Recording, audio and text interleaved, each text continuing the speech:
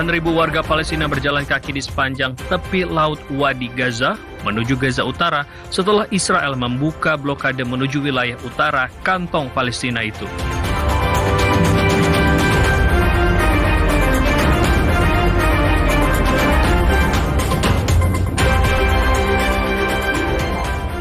Dua anak tewas sementara 17 imigran berhasil diselamatkan setelah kapal yang mengangkut mereka karam di Laut Mediterania.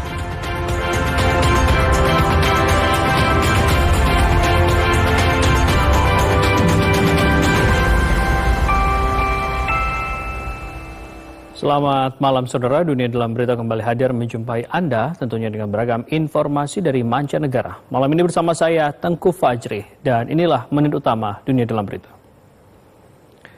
Kami awal informasi menit utama dengan kembalinya puluhan ribu pengungsi Palestina ke Gaza Utara. Rusia berhasil kuasai desa di wilayah Donetsk, Ukraina, penyelamatan imigran di Laut Mediterania, serta badai Herminia yang timbulkan banjir di Prancis dan angin kencang di Spanyol.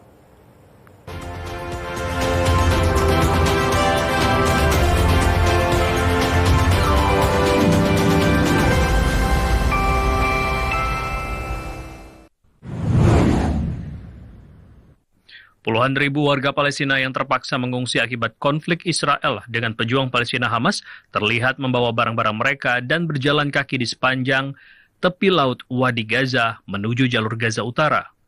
Israel membuka jalan menuju Gaza Utara yang sebelumnya mereka blokade setelah pejuang Palestina Hamas setuju untuk menyerahkan sandera warga sipil perempuan Israel Arbel Yehud dan 2 sandera lainnya. Para saksi mata menyatakan penduduk pertama tiba di kota Gaza, Gaza Utara, pada pagi hari setelah titik penyeberangan pertama di Gaza Tengah dibuka pada pukul 7 pagi waktu setempat. Penyeberangan lainnya dijadwalkan dibuka pada pukul 9 pagi.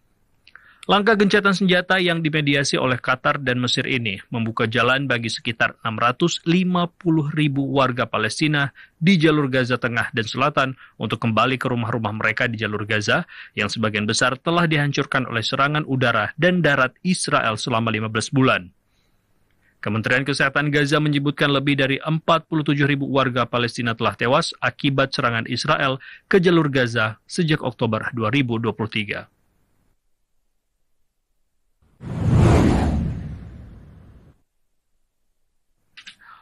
Pasukan Rusia menguasai desa Velkia Novosilka di wilayah Donetsk, timur Ukraina.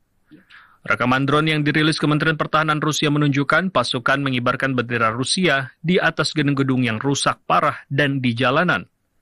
Sebelumnya Rusia juga menyatakan bahwa pasukan telah merebut kota Zelene di wilayah Donetsk, Ukraina.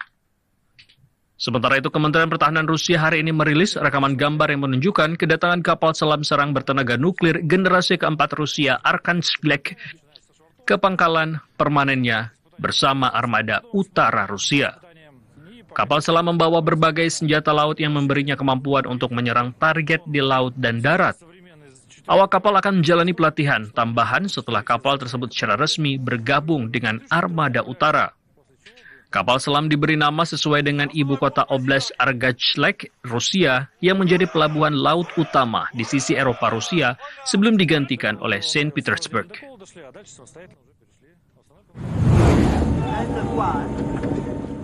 Dua anak tewas sementara 17 imigran berhasil diselamatkan setelah kapal mereka karam di Laut Mediterania. LSM Jerman Sipans menyatakan penyelamatan berlangsung pada Minggu dini hari waktu setempat di wilayah pencarian dan penyelamatan Malta.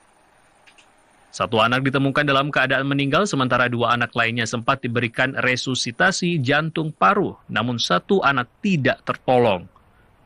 Helikopter penyelamat Malta mengevakuasi imigran wanita yang sedang hamil dan imigran pria yang terluka parah. Sementara 15 korban selamat lainnya dan jenazah 2 anak yang tewas dijemput oleh kapal penjaga pantai Italia. Sipans menyatakan 2 korban lainnya belum ditemukan. Sementara itu lebih dari 1.000 imigran memulai perjalanan dari kota Tapachula di Meksiko Selatan menuju Amerika Serikat setelah sejumlah janji temu untuk mencari suaka dibatalkan menyusul pelantikan Presiden Amerika Serikat Donald Trump. Mereka menyatakan tidak memiliki pilihan selain melakukan perjalanan dengan berjalan kaki. Trump menyatakan imigrasi ilegal sebagai keadaan darurat nasional dan memberlakukan tindakan keras sejak menjabat pada 20 Januari.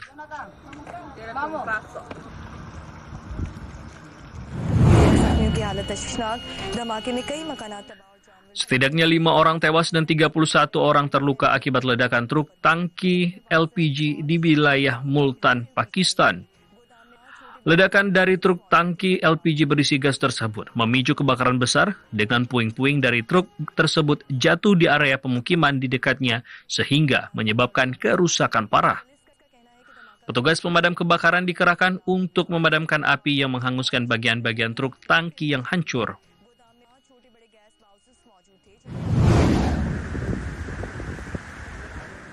Banjir menenggelamkan kendaraan dan bangunan di kota Rennes, Prancis Barat saat badai Herminia melanda sebagian wilayah tersebut.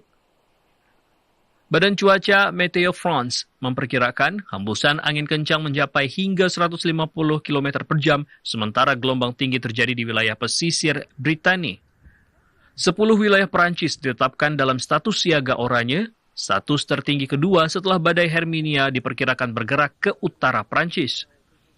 Badai ini terjadi beberapa hari setelah badai Eowyn menghantam Irlandia dan Irlandia Utara, menewaskan 1 orang dan menyebabkan hampir sepertiga rumah dan bisnis di Irlandia kehilangan aliran listrik, serta memaksa pembatalan ratusan penerbangan. Badai Herminia juga menghantam semenanjung Iberia Spanyol, menimbulkan hujan lebat dan angin kencang di wilayah utara negeri itu. Rekaman gambar memperlihatkan hembusan angin kencang menghantam pesawat saat akan mendarat di Bilbao, Spanyol. Badan Cuaca Spanyol AEMET pada Minggu waktu setempat menyatakan pantai Galicia dan Cantabria mencatat hembusan angin barat daya yang melebihi 100 km per jam yang dapat menjadi angin berkekuatan badai di wilayah pesisir dan pegunungan.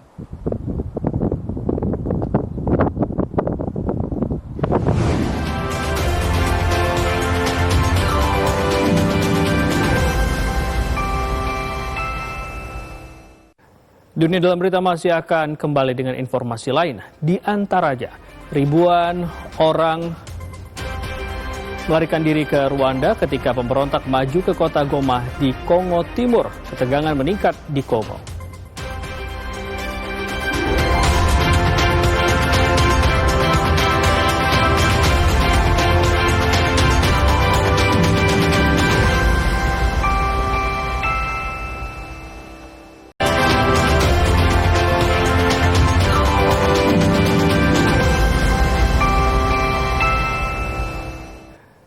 Terima kasih Anda kembali menyaksikan Dunia Dalam Berita. Puluhan ribu warga Palestina bergerak ke sepanjang jalan utama menuju utara Gaza ketika Israel membuka penghalang jalan. Israel membuka penghalang jalan setelah kelompok pejuang Hamas menyetujui untuk menyerahkan sandera Israel.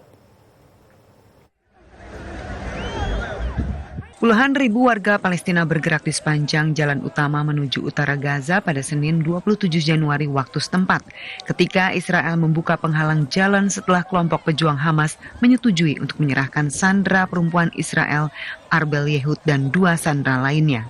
Berdasarkan ketentuan perjanjian gencatan senjata, penduduk Gaza Utara dijadwalkan kembali pada akhir pekan, tetapi Israel mengatakan bahwa Hamas telah melanggar kesepakatan dengan tidak membebaskan sandera sipil Yehud dan menutup penyeberangan. Pada Minggu malam 26 Januari, mediator Qatar mengatakan Hamas telah menyetujui pembebasan Yehud dan 2 sandera lainnya sebelum Jumat 31 Januari.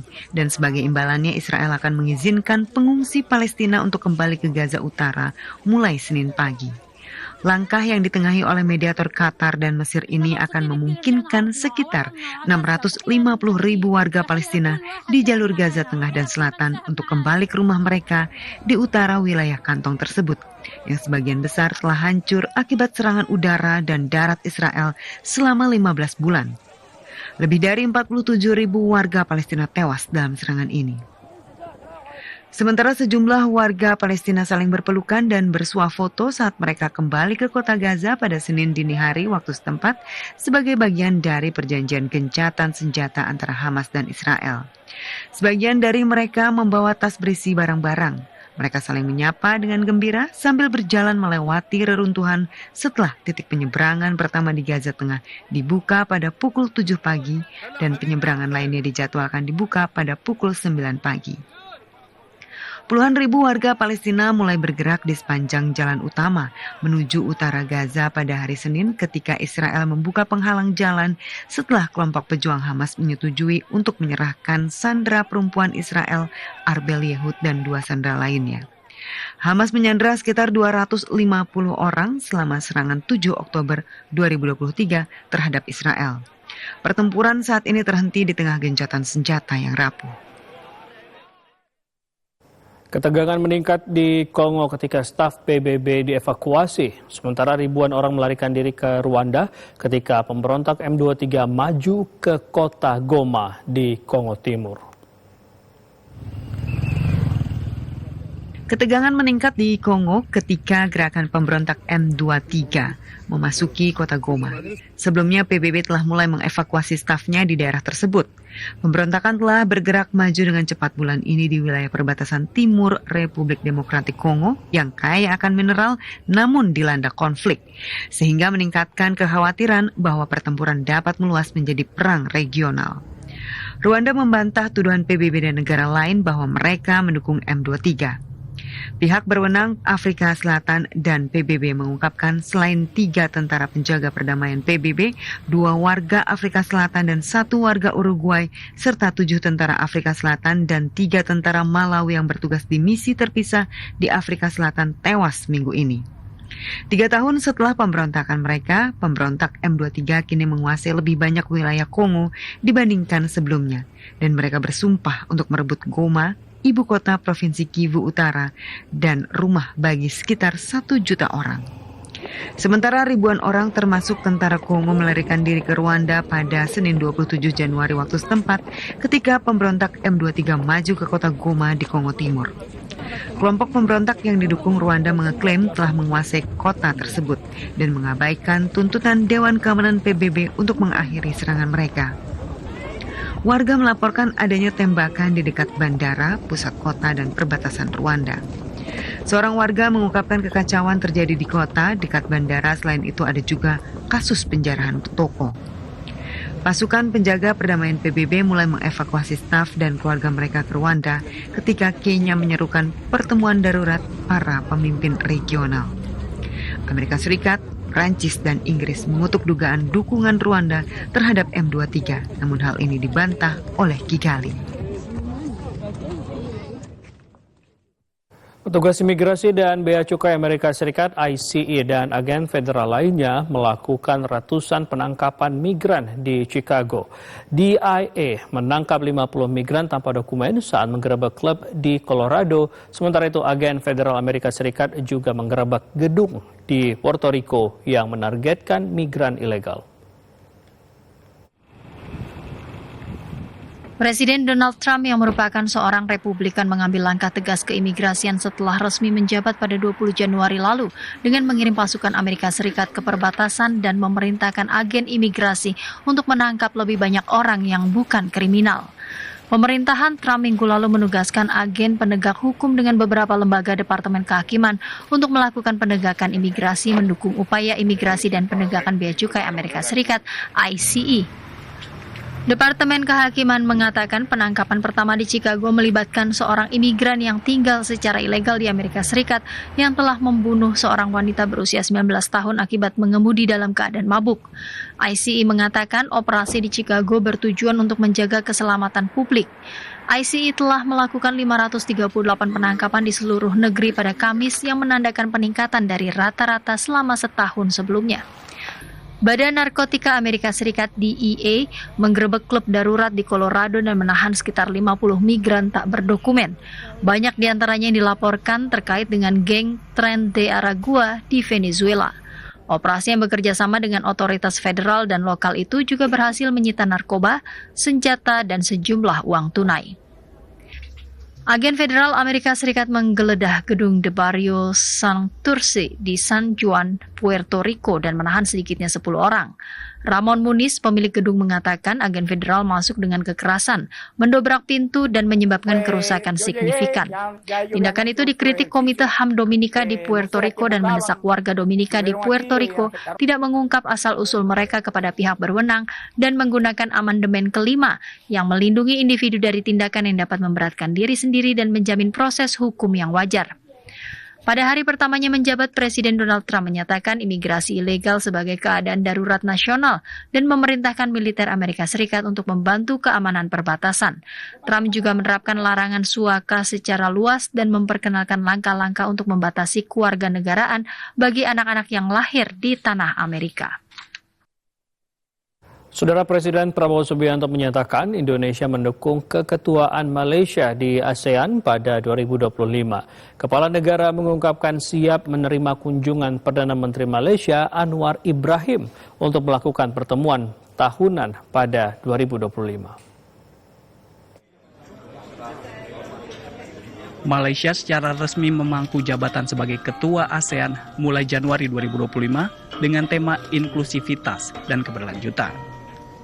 Malaysia akan menjadi tuan rumah bagi lebih dari 300 pertemuan dan program utama sepanjang tahun. Presiden Prabowo Subianto menyatakan dukungannya terhadap Malaysia dalam keketuaan ASEAN 2025. Kepala negara juga menyatakan siap menerima kunjungan Perdana Menteri Malaysia Anwar Ibrahim untuk melakukan pertemuan tahunan pada tahun 2025. Hal ini disampaikan Presiden Prabowo Subianto usai pertemuan bilateral dengan Perdana Menteri Malaysia Anwar Ibrahim di Kuala Lumpur, Malaysia. Sebelumnya Malaysia juga pernah memangku jabatan sebagai Ketua ASEAN pada tahun 1977, 1997, 2005, dan 2015. Kami dukung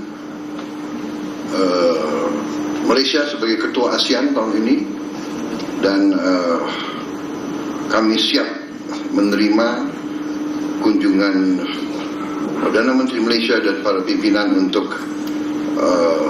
annual consultation yang akan dilakukan tahun 2025 ini. Malaysia berencana melakukan berbagai inisiatif di berbagai bidang seperti kecerdasan buatan, energi baru terbarukan, pariwisata, dan perawatan kesehatan. Dukungan Indonesia terhadap Malaysia dalam keketuaan ASEAN 2025 pernah disampaikan Perdana Menteri Malaysia Anwar Ibrahim pada jamuan makan siang bersama Presiden Prabowo Subianto yang berlangsung secara tertutup pada Kamis 9 Januari 2025. Perdana Menteri Malaysia Ibrahim menyatakan Indonesia telah berjanji untuk membantu dan bekerja sama dengan Malaysia di keketuaan ASEAN tahun ini. Dunia dalam berita masih akan kembali dengan informasi lain, di antaranya Cristiano Ronaldo mencetak gol ke-920 sepanjang karirnya sebagai pesepak bola setelah membawa Al Nassr menang 3-1 atas Al Fateh di laga lanjutan Liga Pro Arab Saudi.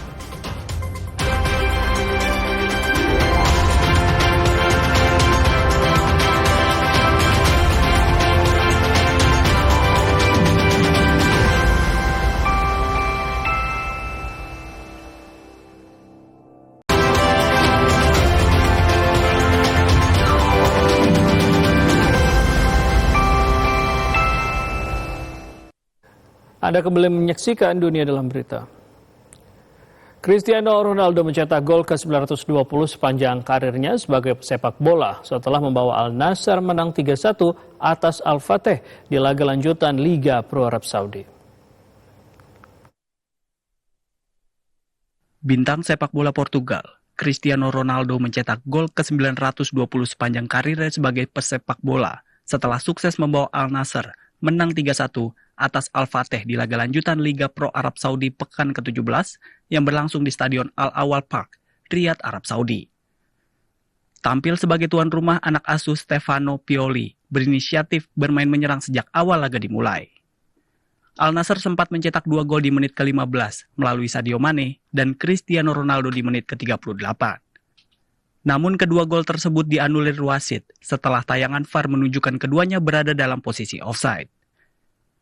Usaha tuan rumah akhirnya membuahkan hasil di menit ke-40 setelah tendangan Angelo Gabriel dari sisi kanan membentur pemain Al Fateh, Marwane Saadane, yang mengarah ke gawang sendiri. Skor 1-0 untuk kemenangan Al Nassr, bertahan hingga paruh babak pertama.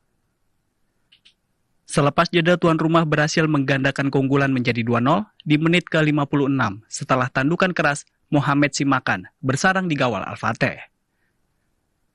Tertinggal 1 gol, tim tamu memperkecil ketertinggalan menjadi 2-1 setelah kiper Al Nassr, Bento, salah memberikan umpan yang dapat dimanfaatkan Mourad Batna menjadi gol. Di penghujung akhir babak kedua, Al Nassr menambah keunggulan di menit ke-86 setelah umpan Sadio Mane sukses dikonversikan menjadi gol oleh Cristiano Ronaldo sekaligus memastikan kemenangan 3-1 untuk Al Nassr. Hasil ini membawa Al Nassr naik ke posisi 3 klasemen sementara Liga Pro Arab Saudi dengan mengoleksi 35 poin. Sementara Al-Fateh berada di posisi juru kunci dan masuk dalam zona degradasi dengan raihan 9 poin. Kapten Manchester City Kyle Walker resmi bergabung dengan AC Milan dengan status pinjaman selama sisa musim 2024-2025. Keputusan City untuk melepas Walker mendapat kritik dari sejumlah pengamat sepak bola Inggris karena kontribusi Walker yang dinilai sangat baik selama di Manchester City. Kapten Manchester City Kyle Walker resmi bergabung dengan AC Milan dengan status pemain pinjaman selama sisa musim 2024-2025. Kepindahan Walker diumumkan kedua klub pada Jumat 24 Januari 2025. AC Milan memiliki opsi untuk membeli Kyle Walker dengan harga cukup rendah, yakni 4,2 juta pound atau setara 84,9 miliar rupiah. Keputusan Manchester City untuk melepas Walker dengan harga rendah mendapat kritik dari sejumlah pengamat sepak bola Inggris karena rekam jejak dan kontribusi Walker yang dinilai sangat baik selama di Manchester City. Sebelumnya pelatih Manchester City Pep Guardiola mengkonfirmasi Kyle Walker ingin meninggalkan City pada bursa transfer Januari 2025. Guardiola juga menyampaikan bahwa Walker ingin bermain dan pensiun di luar klub Liga Inggris. Kyle Walker bergabung dengan Manchester City dari Tottenham Hotspur dengan nilai transfer sekitar 50 juta pound atau lebih dari 995 miliar rupiah pada tahun 2017. Selama berkiprah di Manchester City, Walker telah menjalani 319 laga dan membantu Manchester City meraih 17 trofi, termasuk 6 gelar Liga Premier Inggris dan 1 trofi Liga Champions Eropa. Saudara, panda raksasa Lingyan menikmati salju di kebun binatang Loyang di Provinsi Henan, China. Penjaga kebun binatang menyatakan Lingyan yang memiliki kepribadian energik ini menemukan kebahagiaan di lingkungan bersalju. Panda raksasa Lingyan tampak bahagia menikmati salju di Taman Marga Satwa Loyang di Provinsi Henan, Cina Tengah saat salju tebal mengubah kebun binatang itu menjadi negeri ajaib. Di tengah tumpukan salju yang menutup seluruh area bermainnya, Lingyan mengguling-gulingkan tubuhnya dan meluncur menikmati dinginnya salju.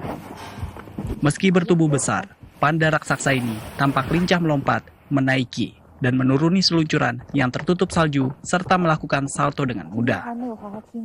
Tingkah lucunya menghibur para pengunjung kebun binatang. Di tengah guyuran hujan salju, Lingyan juga tampak duduk santai sambil menikmati makanannya. Penjaga kebun binatang yang memperhatikan tingkah Lingyan menyatakan, panda yang terkenal karena kepribadian yang energik ini tampaknya menemukan kebahagiaan di lingkungan bersalju. Informasi tadi mengakhiri perjumpaan kita pada malam hari ini. Akhirnya saya Tengku Fajri mewakili teman-teman bertugas mengucapkan terima kasih. Selamat malam, sampai jumpa.